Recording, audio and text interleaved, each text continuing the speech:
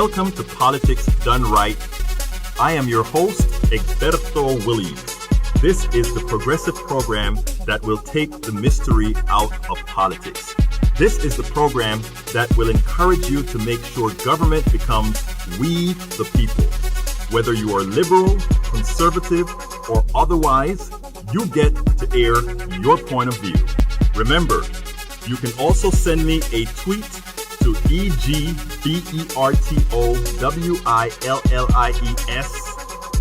That is, at Egberto Willies. Let us engage. It is politics done right. 1, 2, 3. Well, folks, welcome to one more edition of Politics Done Right. I'm Egberto Willies, your host. Thank you so kindly for being a part of the show. We are going to have a great show for you today. You know, beforehand, let me go to the phones because I have somebody on right now that I think we want to talk to right away. Let me see. Does this happen to be Daniel Cohen, President and Divisible? Yes, Egberto Willies. It is very good to talk to you this afternoon, and it is indeed I. Great to hear from you, man. We have a great show lined up today, but I want to get started with the one and only Daniel Cohen. Cohen, you wanted to talk about something that is very, very important. You know what? Let's get busy right away. Okay, well, let's talk about it. I think you should tell the audience a little bit about how we landed on what we're going to talk about today based on our last conversation. I think that they should know, because I think that they will be surprised. Why don't you tell it? I mean, I prefer my guests doing the heavy lifting, because you know what? It is your show. That's true, and you gotta talk for a while, and you gotta do it most days. So I'll take some of the effort here, my man. Friends, Egberto asks me who I'm supporting for the Democratic primaries right now, and who I'm leaning toward, and he was surprised when I informed him that I'm leaning toward the Honorable Senator from Massachusetts, Elizabeth Warren, and he thought that I would be a Biden supporter. It hurt my feelings, Egberto. It wounded me so much, man. But I got to stop you right there, Daniel, because that shouldn't hurt your feelings, right? I have a lot of friends, in fact, a lot of folks here in Kingwood, a lot of my friends throughout the United States, that they're Biden fans. And what I'm trying to tell people around here, right, is I am not going to take a stance of, well, because you're supporting Biden, I somehow have a negative feeling about it. I'm trying to supersede that. That is the reason why, even though I thought that. Okay, let's do that. Yeah, even though I thought that, Go for it, Daniel. Yeah, let's do that. No, let's do that for everybody out there if anybody right now thinks being divisive or anything like that, just hear me out, all right?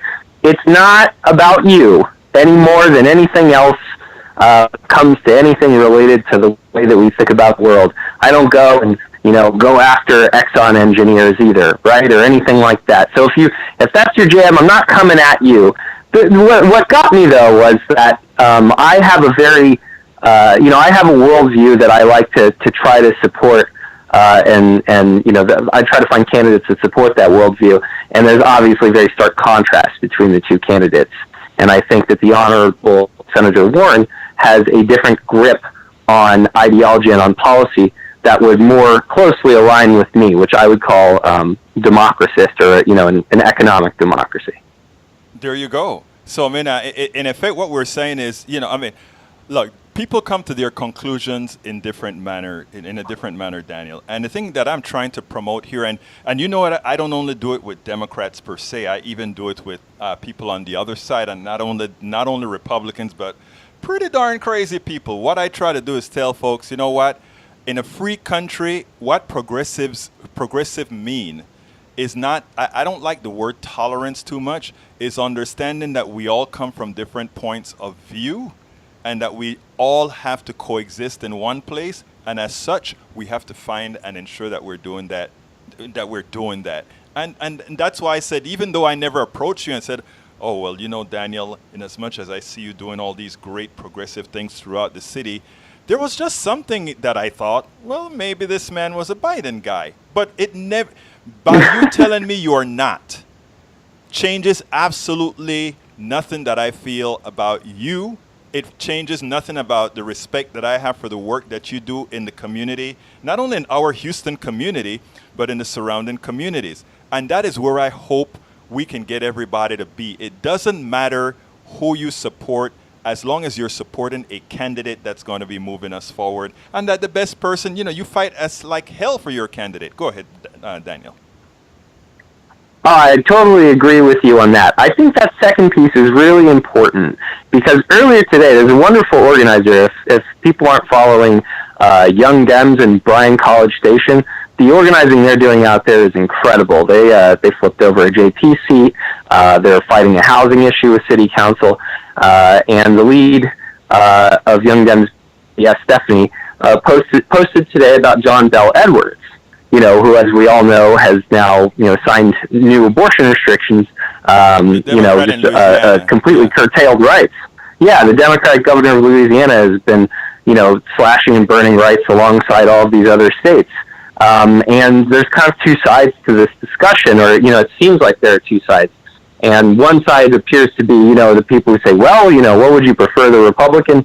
And the other side is desperately, I think, trying to make the point, and often does not get listened to that much, that any criticism is divisive, and therefore we shouldn't talk about the merits of the individual leadership of the people who are going to be running things. And I think that that's a big mistake, not just in terms of accountability, but in terms of what happens in the future. The reason that we have these values, the reason we talk about these things, is because policies that do not serve people well lend themselves to a vacuum that is usually filled by corruption, autocracy, and other systems that crack down on people. I've been doing a lot of reflection on this because I like to be real honest about it. I'm not a person who can look at you. I would never lie and say, I'm a person who had it really, really hard growing up, and my family was heavily touched by a lot of these things. I mean, everybody is because it's a system, but I would never look someone in the eye and say that. But what I can tell you is that failed policies create vacuums that lead to more mass incarceration, people not having the resources that they need, people being denied health care, trying to GoFundMe, $750 or something so that they can get their insulin, and all of these different horrors, family separation, all of this comes from having bad policies. And if you try to uphold those bad policies for too long and run a government by claiming that you're doing one thing but not bringing the change necessary, then eventually what happens is people either get apathetic or they start reaching for options that are so unorthodox and so out there that a lot of bad things can come with it. And that's the real, that is a much bigger conversation than just the current autocratic leader who's in the White House. No, Daniel, that is a very important thing, and I want you to elaborate on that because that is my contention all along.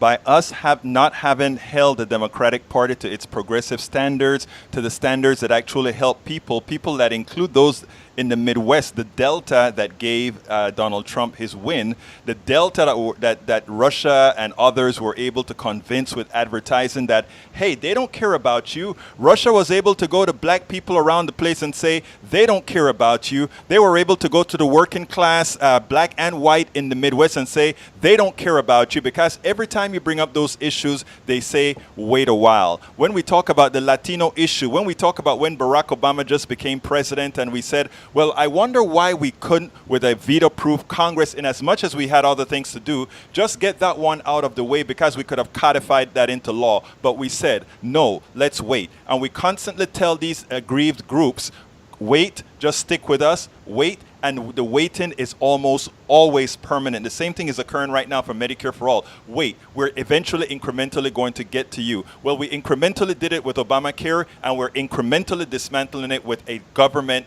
that is the new government that comes in. We have to understand those things. Come on in, Daniel. I agree with you. I will say, just up front, because it always comes back. See, this is a part of the conversation a lot of times where someone will chime in and say, well, we got to vote for the person to beat Trump, though. And there are two things I would say to that. First of all, when the primary is over, yes, we have to dislodge him, okay? We can all say that together. If you want your moment of unity from this conversation, that's the one that it is.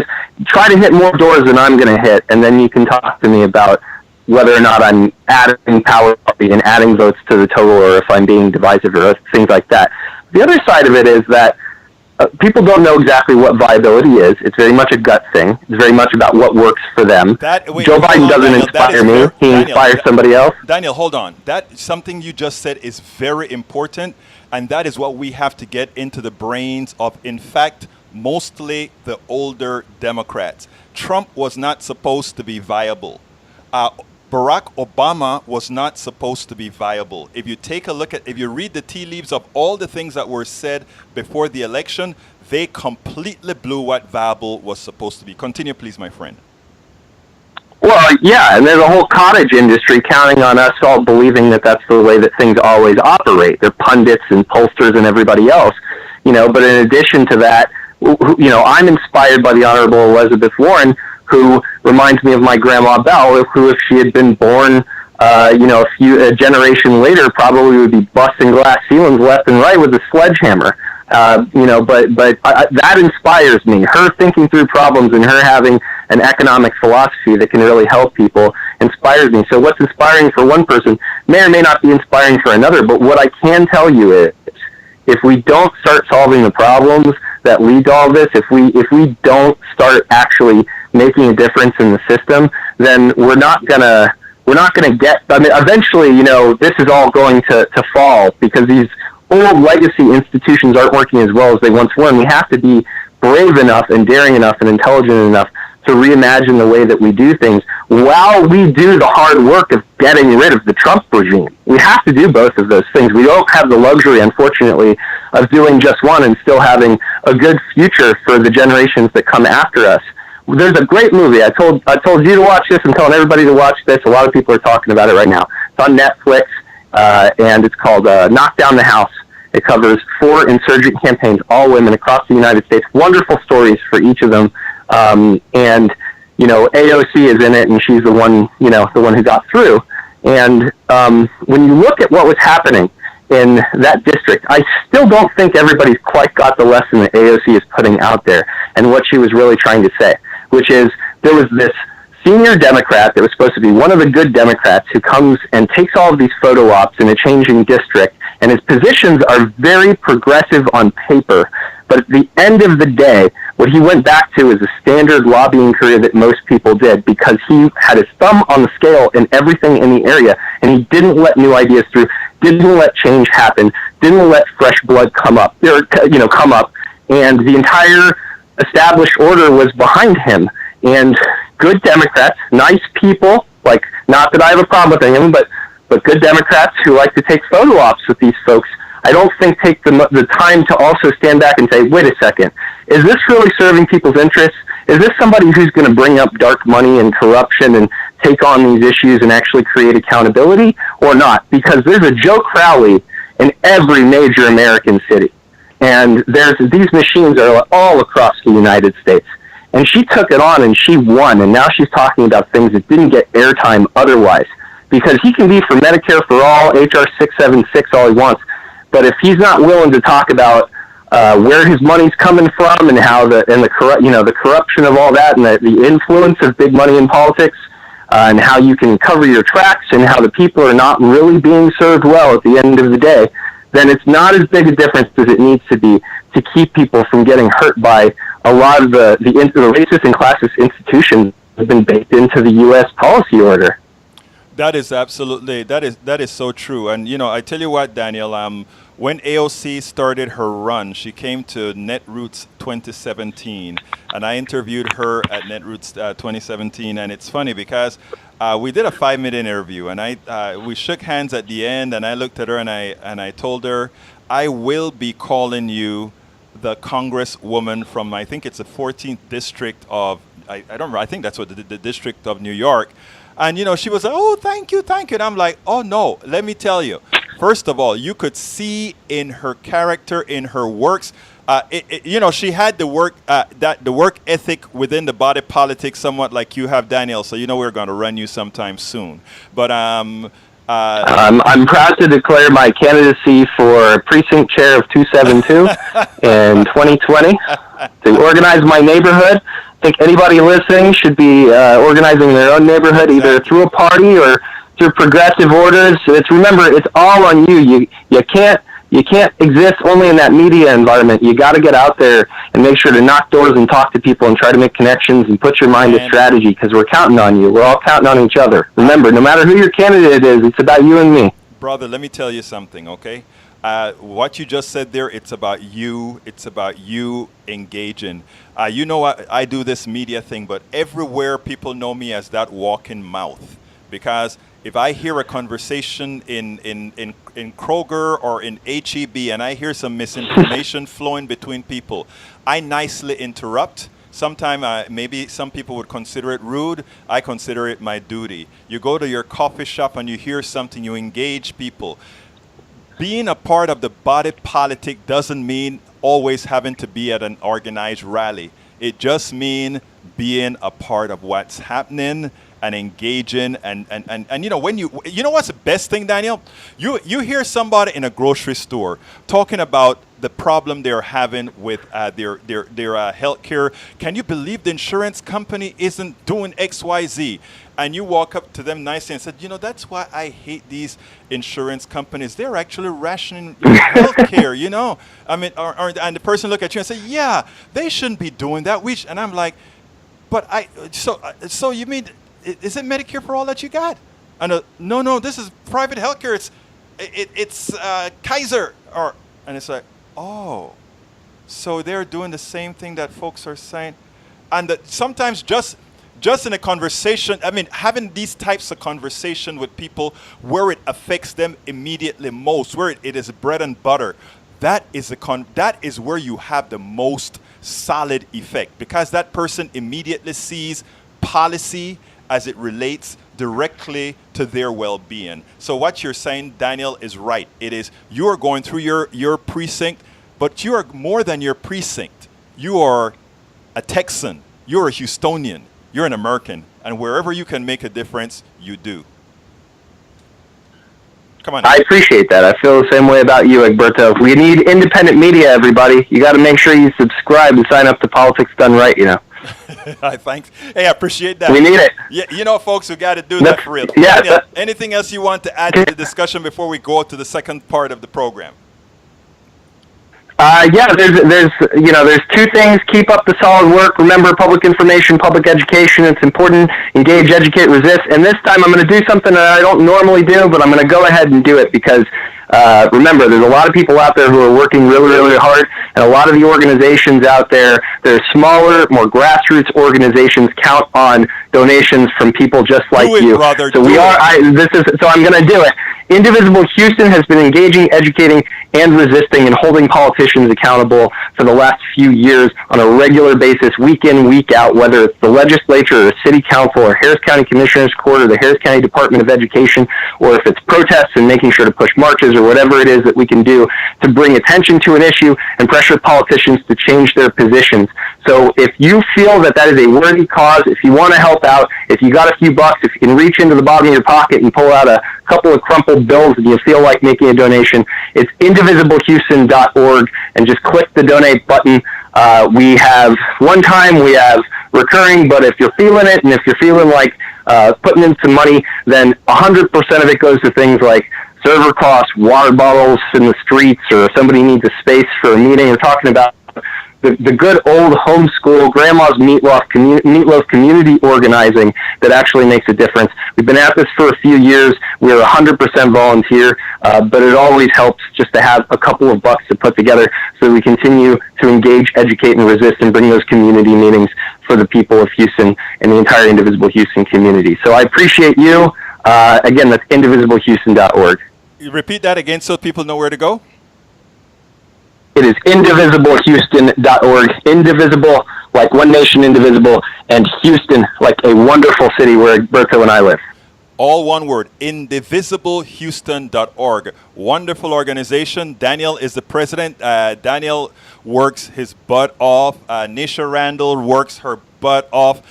There are so many guys out there just working their butts off for the community. Thank you so kindly, Daniel, for being here.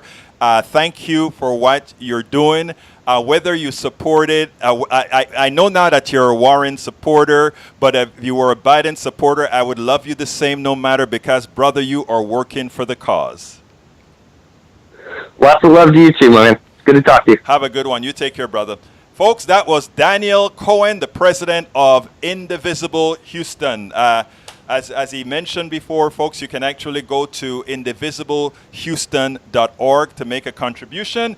And since we're here, let me just do a quick plug for Politics Done Right. You can go to patreon.com/politicsdoneright to contribute to keep this type of programming alive, this type of program that does the work of making sure we engage the people and move on, which is, again, patreon.com/politicsdoneright. All people who subscribe, of course, get to read all my books online, starting with As I See It, Class Warfare, The Only Resort to Right-Wing Doom. Also, as you know, my critical Lost Weight to Save My Life kind of a deal, Lose Weight and Be Fit Now, Say No to Snake Oil Weight Loss. Both of those books can also be gotten at Amazon.com. And I'm writing, of course, How to Make America Utopia. Take away the economy from those who rigged it. Okay, we are back to the show. Before let me go ahead and get the show started with the topic at hand. And what I need to do is bring it up. And as I bring it up, let me tell you that I have a great video for you to show to my brothers, to my conservative brothers and sisters, the listeners. I really want you to listen to this because many of you were enthralled with the tax cuts from El Presidente. You know what I call that? I don't call it the tax cut from the Presidente. I call it the tax cut scam. I would be happy to discuss any of that with my great conservative brothers and sisters who listen frequently. You know, we're all, we may have different ideologies, but I love you all. Why? Because we're all humans, and why? We're occupying the same space, and why? The question is, why not? What in you is there that I shouldn't like? Anyhow, the title of the show today is Plutocrats are inching us closer to a civil war no one can win. Subtitle, Plutocrats are playing games with the American people. As they create organizations to convince Americans to vote against their interests and sow division, they are laying grounds for a civil war. Look, plutocrats continue to push the envelope. To continue having Americans acquiesce to their pilfer, it is necessary for them to confuse our current reality. They do it by creating seemingly legitimate institutions used to confuse. They are not very successful with millennials and progressives. But they use a certain pathology within the conservative mind to have them believe they are under attack, and the guilty parties are those liberals, or those brown people, or those others, or all those Muslims, or all these people are coming to attack all you good, nice, sweet Americans that don't look anywhere but you know what. They are sowing division that need not be. They are sowing division that need not be. Say it, repeat with me. They're sowing divisions that need not be. Because you know what, brothers and sisters, that is exactly what we are. One of my conservative guys would stop calling me brother. I'm like, you're on my show, you're on my page, and you're telling me not to call you brother. Well, you know what? You don't have to consider yourself a brother, but you know what, man? If I see you in trouble, I'll be there for you. Anyhow, before I go to the blog of the week, I want to show you guys something, okay? I really want to show you something. Everybody, people were enthralled. Oh, somehow this great tax cut is going to work, right? And one of the things that yesterday one of my conservative callers called in and he said, one of the things that you liberals don't do is you're not evidence-based. Of course, we say that about conservatives, which I think is more apt than what they say about liberals because, as far as I'm concerned, I'm an engineer, and the only thing that I really love are numbers. Now, one can say numbers can be interpreted and reinterpreted. There are some numbers, however, that are absolute. So let's take a look at some of the absolute. Ali Velshi did a report on the President Trump's tax cut bill. And what I think he proved is that President Trump's tax cut bill, based on the information he's gotten now, the data, was nothing more than what we've always called it, which is a tax cut scam. Let's talk about it at the other end.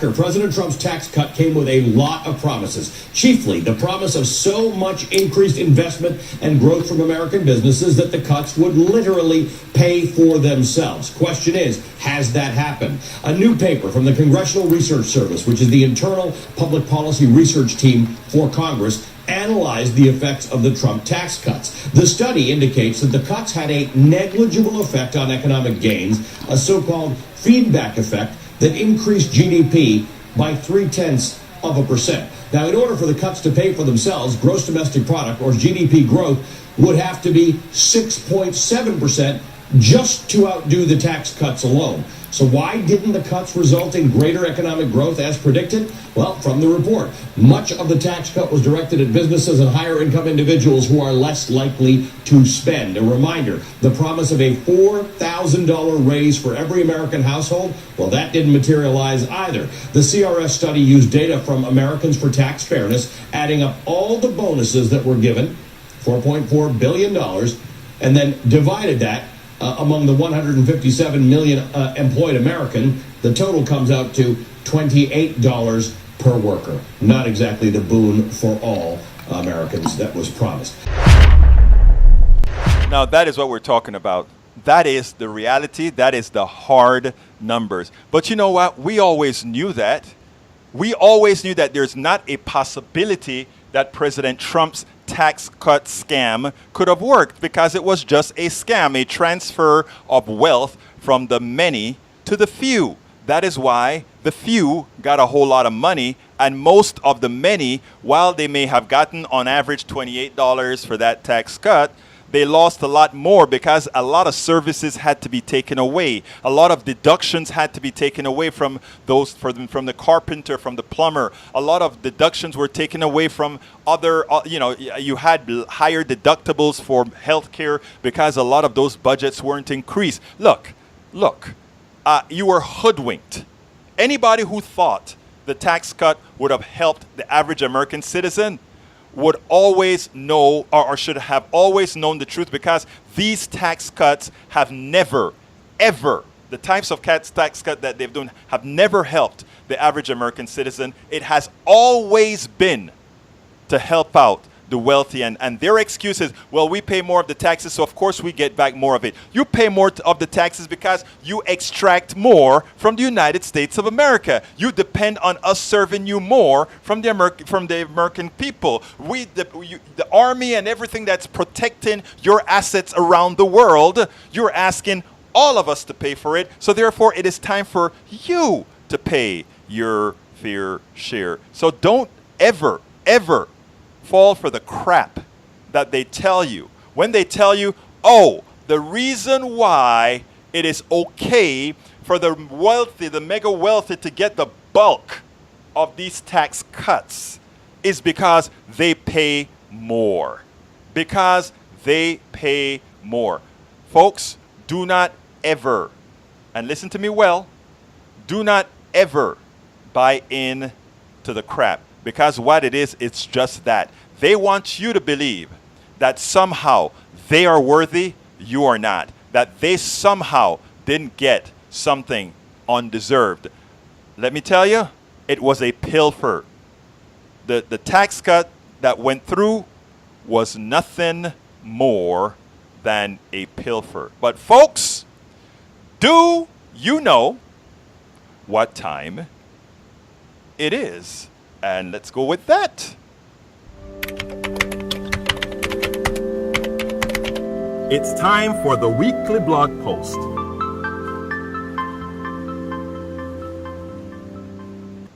Okay, my weekly blog post was under quarantine because this is what's going to be up at Daily Kos on Sunday.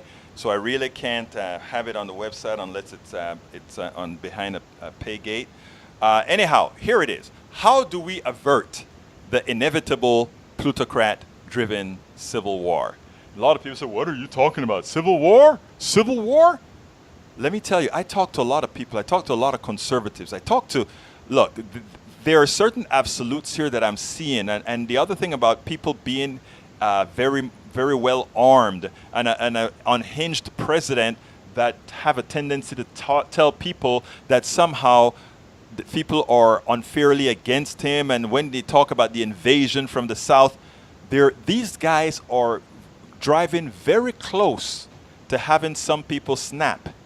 And when you get this snap, you can actually get a snowball effect. So this is really not an article specific on Civil War per se. What it is, an article on what's being done that can be the genesis, that catalyst that creates that Civil War and how we avert it. So here we go. There is a phrase I used to use all the time: most revert to form. Sadly, we've learned how to live with that corrosive reality. Recent responses to various controversial events, and some not so contentious, have been disconcerting. The adoration of gaslighting billionaires, inevitable candidates, and more illustrate how we have learned to revert to form in our thinking. What do I mean by the adoration of gaslighting billionaires? I took a lot of flack because I was not impressed when Langone paid the college for a whole bunch of medical students, or when Smith paid the college for 400 or so folks from Morehouse. I was not impressed. One is worth $5 billion. I think Langone is worth $3 billion, and I think Smith is worth $5 billion. Oh, it put them out $40 million, and so they'll take a tax cut. They get great publicity. People learn that Smith usually has a 22 return on investment. Oh, we're going to invest with him. That $40 million is peanuts compared to what he has to offer. People say, oh, well, just be nice. At least he didn't have to give it, but he still gave it. You're right. I thank you so kindly, Mr. Smith. I thank you so kindly, Mr. Langone. But remember, how you got your money, and a lot of people think, oh, well, they were very smart investors. Yes, they were. They were very smart investors, but the investment that they did, the investing in these assets, like I was explaining to a woman who just lost her restaurant. I said, remember, when Smith goes and he invests in REITs, R-E-I-Ts, or he invests in properties, and he invests in things that say, oh, you know what, let's go ahead and gentrify this area. Let's go ahead and make these areas more expensive. What he's actually doing is putting the boot on the neck on the lower classes and profiting from that, and then to have the nerve to say, okay, I am very, very wealthy. Let me give you a pittance to get you through college. But only to the chosen. It doesn't matter that our economic model has affected millions, but we're going to help 400. It looks good on paper, and everybody say, hooray for the billionaire, hooray, how good he is. I am sorry, folks. These guys are doing nothing illegal. These guys are not, they don't believe themselves to be inherently bad or evil, and they're not inherently bad or evil. They just happen to be working in an inherently bad and evil system. And on the purpose of Politics Done Right and other shows of this nature is to point out that these things are inherently bad and evil, and ultimately to maintain them, what's going to happen is we are having this lead to the genesis to civil war. Why? Because in order to do this, we have to put people at each other's. Well, we'll continue with that. Continuing. The adoration of gaslighting billionaires, inevitable candidates, and more illustrate how we have learned to revert to form in our thinking. It has become conformance to a status quo that ensures the eventual decline economically for most, even as a select few guard the gates that keep most out. In other words, you know, one guy said, oh, capitalism is great. Look at downtown Houston. Look at downtown Chicago. Look at all those great skyscrapers. Look at all those bridges that we build.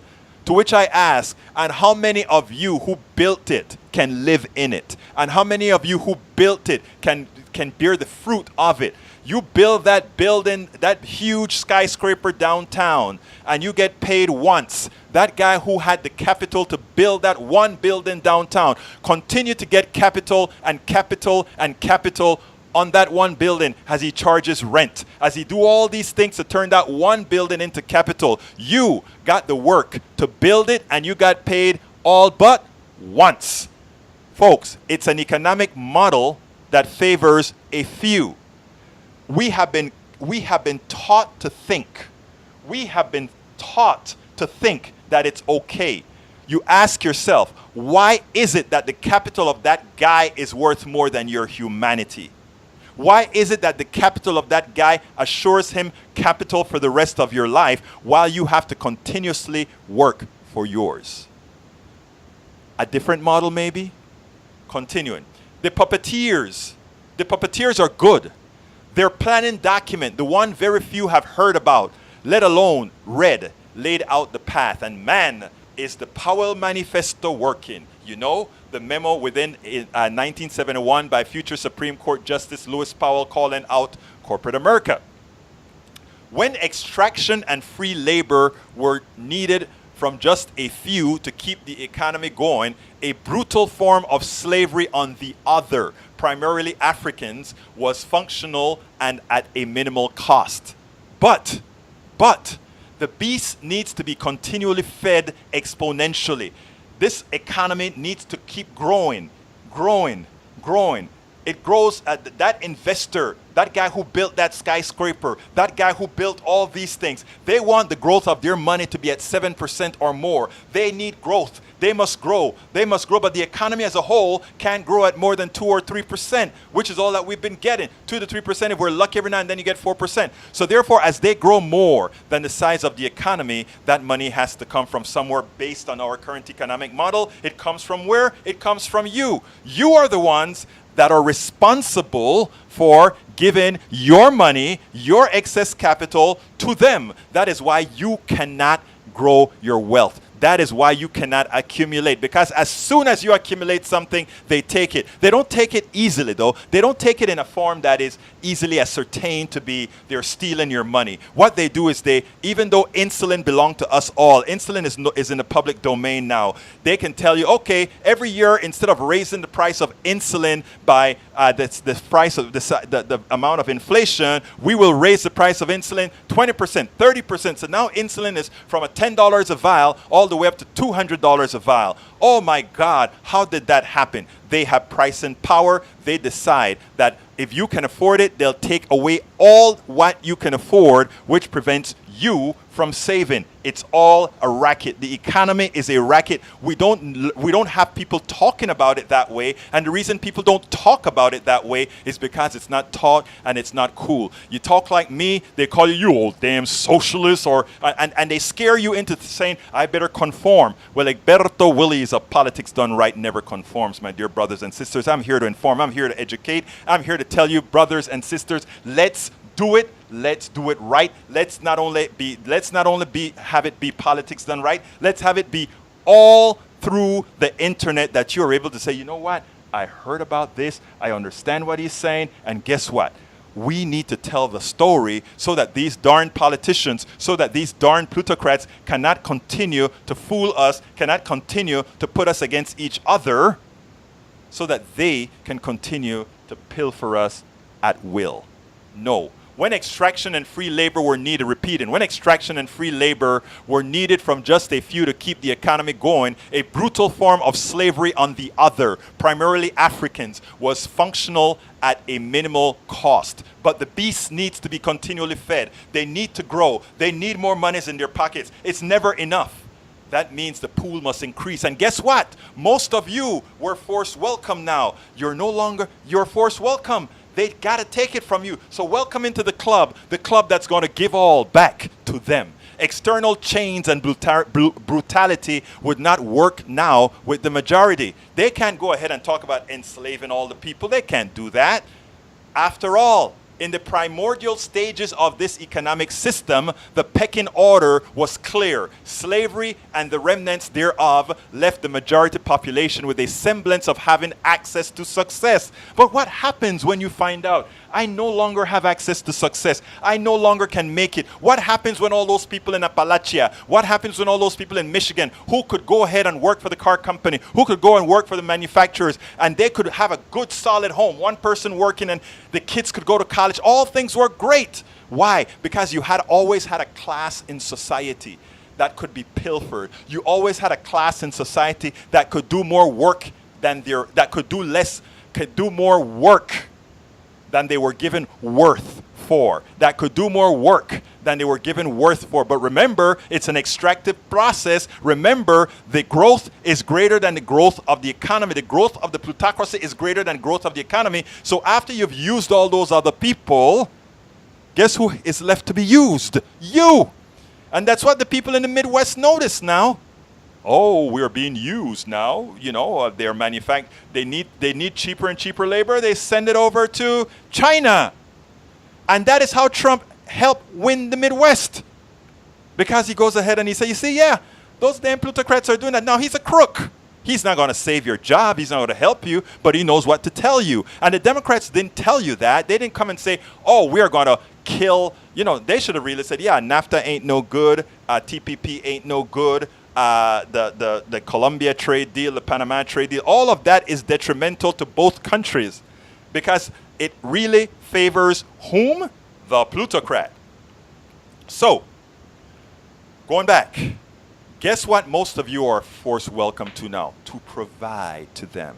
Welcome aboard indentured servitude. External chains and brutality would not work now on the majority after all. In the primordial stages of this economic system, the pecking order was clear. Slavery and remnants thereof left the majority population with a semblance of having access to success, which they rarely have anymore, unfortunately. The masses have always been widgets to the plutocracy. Remember, all our laws, take this now. I need you to understand this.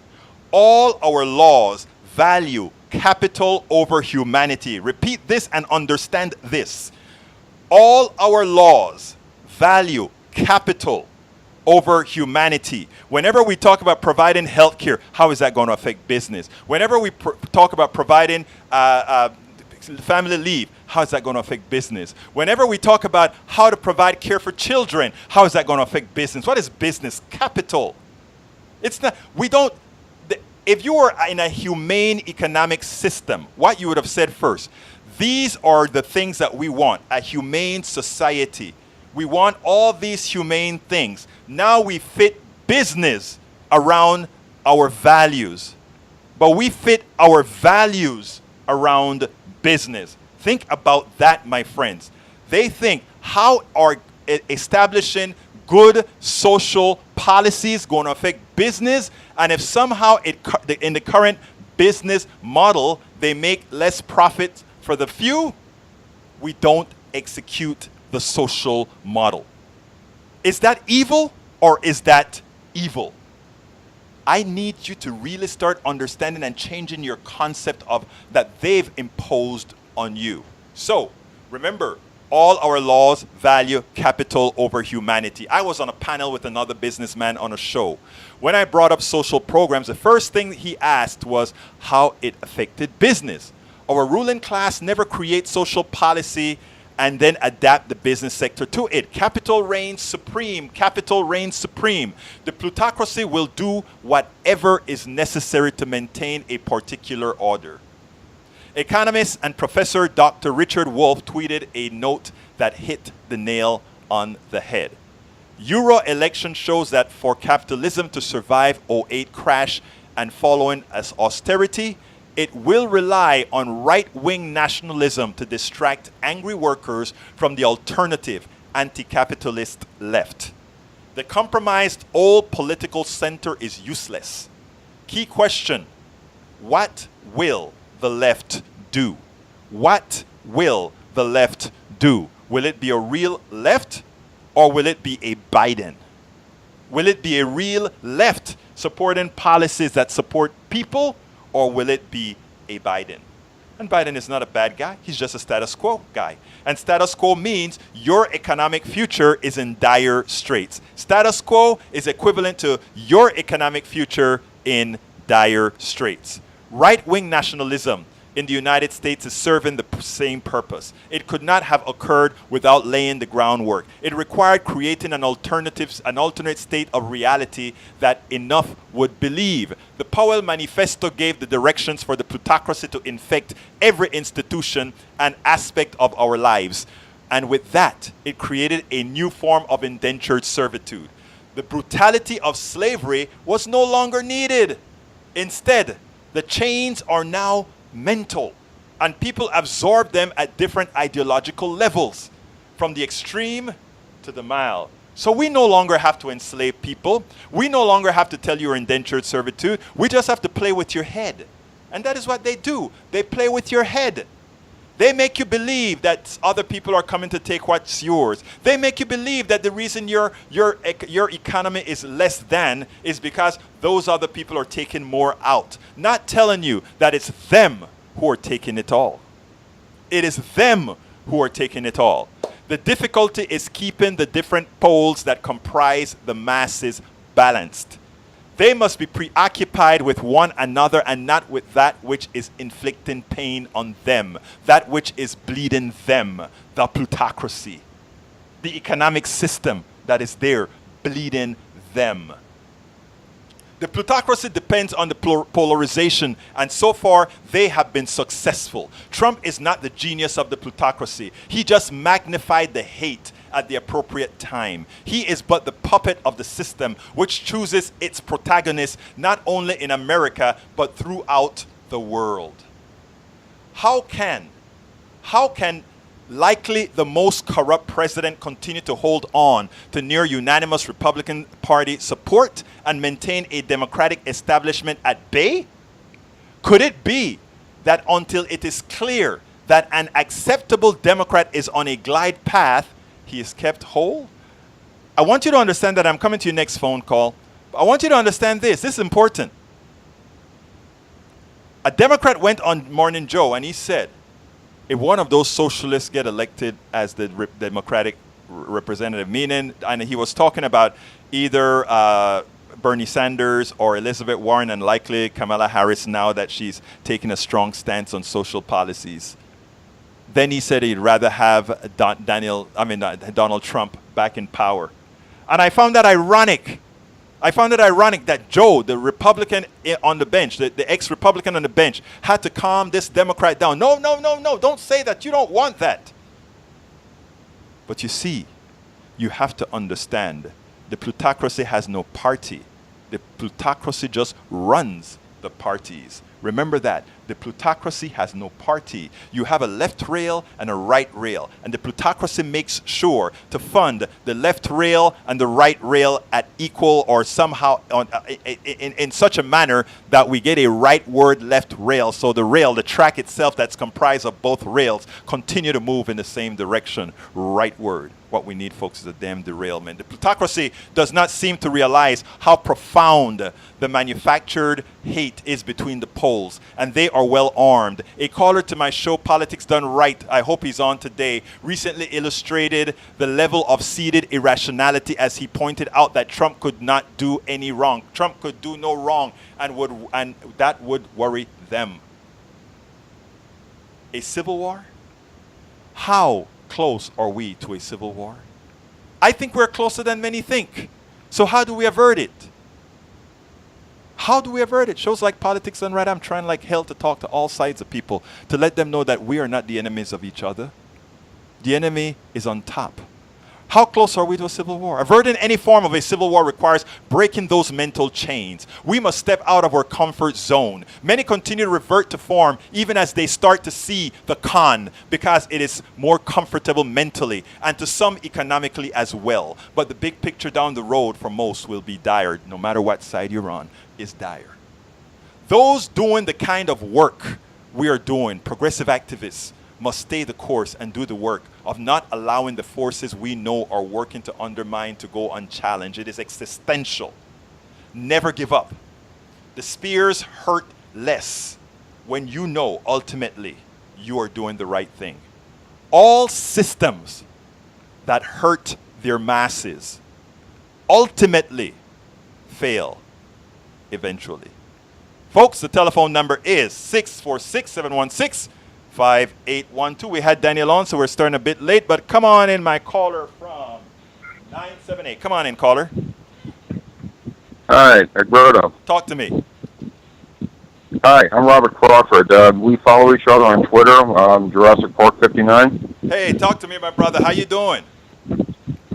I'm doing okay. I'm calling from Massachusetts, and you know what you're saying about slavery. Mm-hmm. And the invisible chain. So you're absolutely right. I mean, I live in a supposedly progressive state, Massachusetts, mm-hmm. Okay, where 52% of the electorate is actually independent. Mm-hmm. And, you know, we don't have slavery anymore. We call it right to work.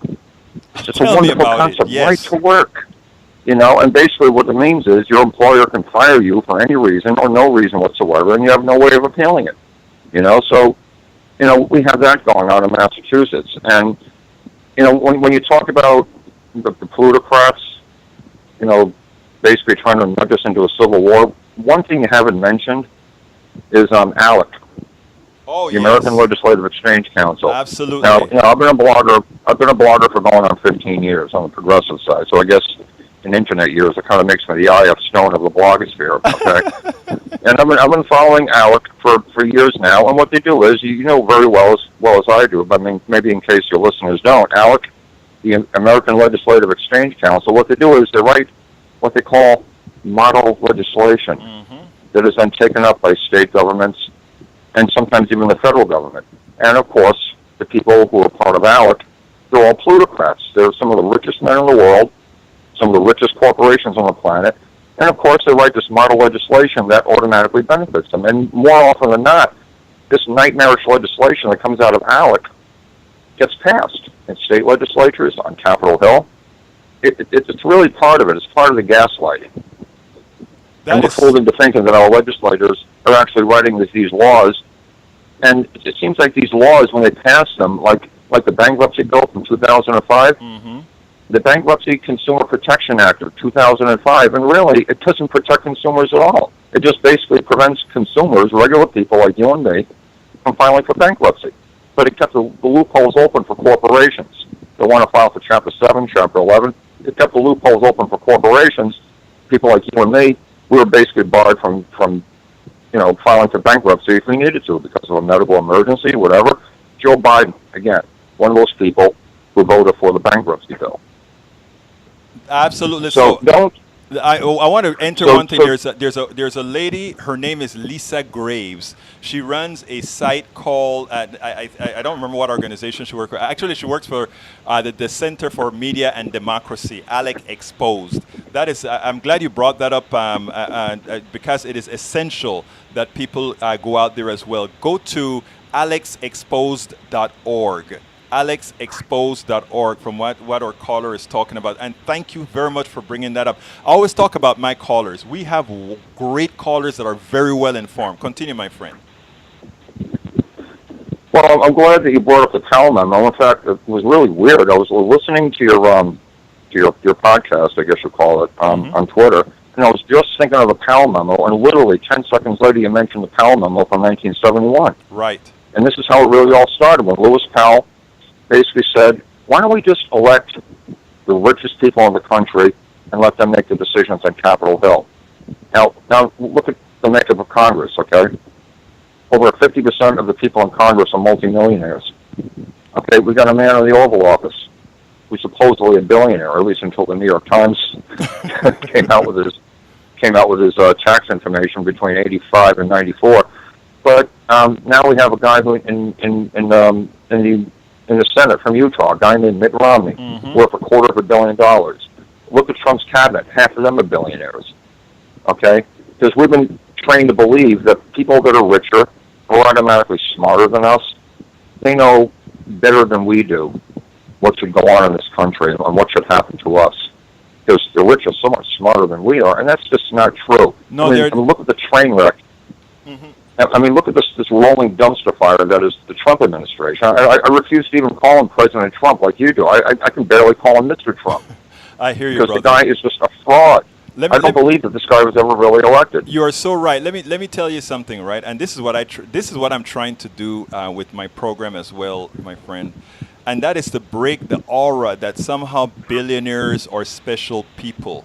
Many times what you find, a lot of folks, you remember, I don't know if you remember that movie called Wall Street, where Gecko went out and said, greed is good. And the idea behind capitalism is that everybody is greedy.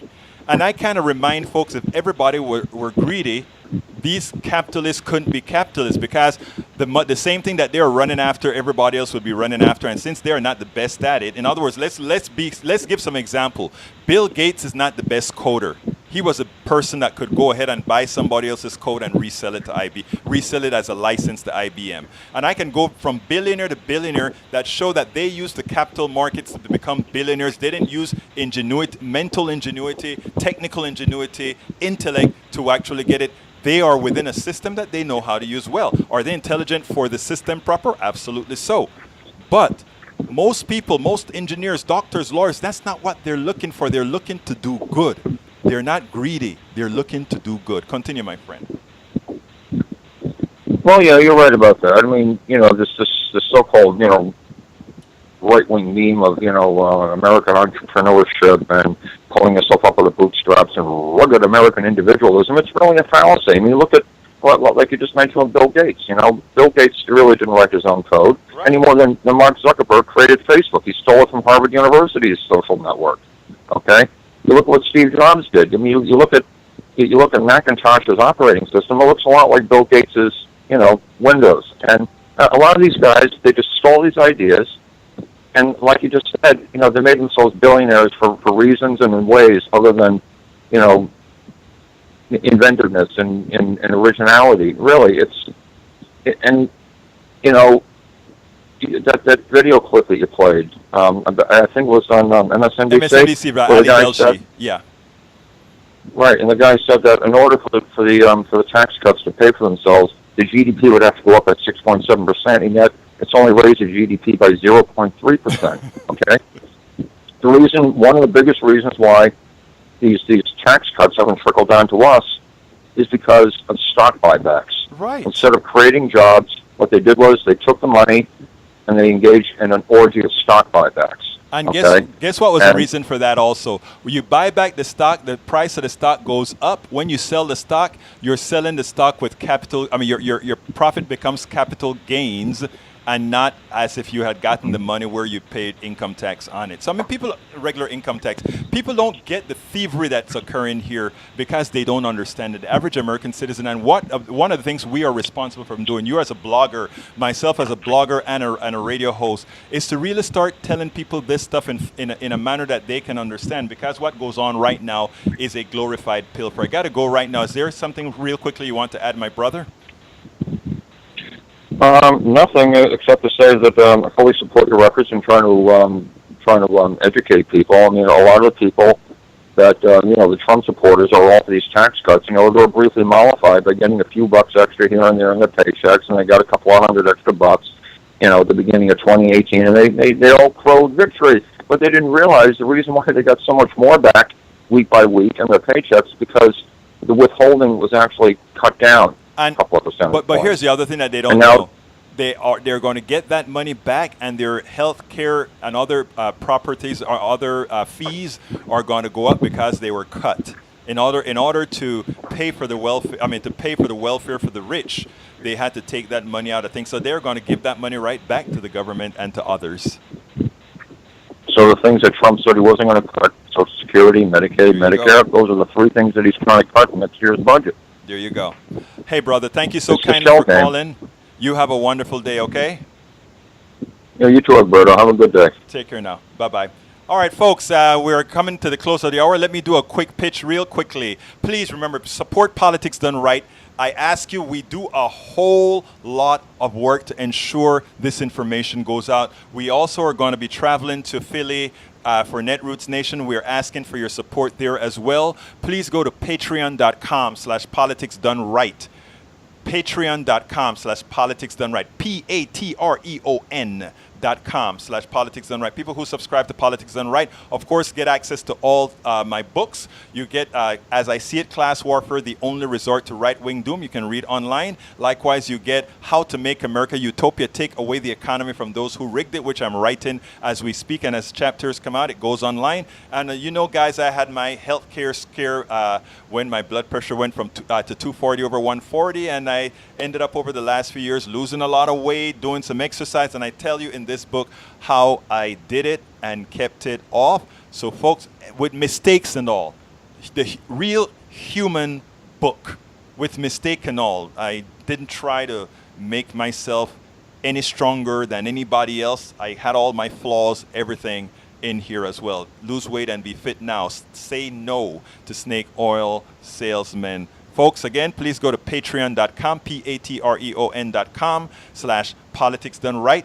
Let's go ahead and make sure we stay funded. Look, I know you can give a coffee a month. I know if you saw me in a coffee shop, you'd say, Egberto, let me buy you a coffee or whatever. We're asking you to do such and help keep the station. If we can get 1,000 of you giving a coffee a month, if we can get 1,000 of you giving a coffee a month, we can actually work on this thing. If we can get 1,000 of you giving a coffee and a half a month, 2 coffees a month, we can actually make this stuff happen, and we can grow this thing the way it needs to grow, because it needs to be more than just one politics done right. We have to have politics done right. We have to have one that where we advise. I mean, the goal of politics done right is not just politics done right. In fact, we're starting a Spanish program. I think next week is when the program starts, and I'll be doing it with a Spanish co-host. There's a lot happening, folks. We need your support. Patreon.com/politics done right. This is the end of the show. My name is Egberto Willies. This is Politics Done Right, and you know how I end this baby. I am what? Out.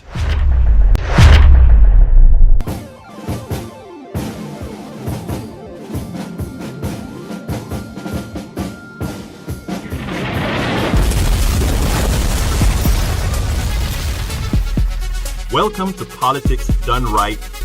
I am your host, Egberto Willies. This is the progressive program that will take the mystery out of politics. This is the program that will encourage you to make sure government becomes we the people. Whether you are liberal, conservative, or otherwise, you get to air your point of view. Remember, you can also send me a tweet to EGBERTOWILLIES. That is at Egberto Willies. Let us engage. It is Politics Done Right. 1, 2, 3.